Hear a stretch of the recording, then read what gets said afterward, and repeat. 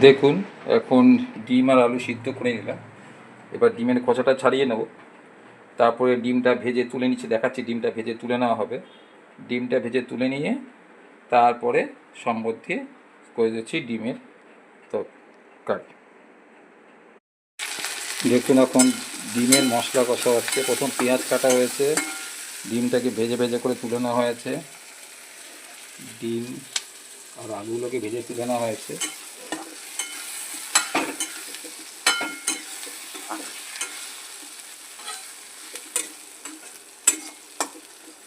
এই এখন মশলাটাকে কষানো হচ্ছে। মশলা যত কষবে তত রান্না তত ভালো হবে। মশলাটাকে ভালো করে কষাবেন। মশলাটা সুন্দর গন্ধ বেরোচ্ছে।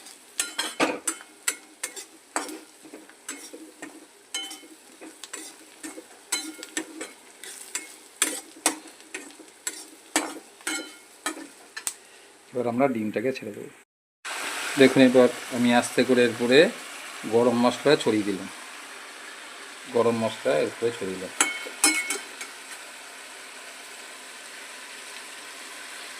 এই হয়ে যাচ্ছে ডিমের কারি।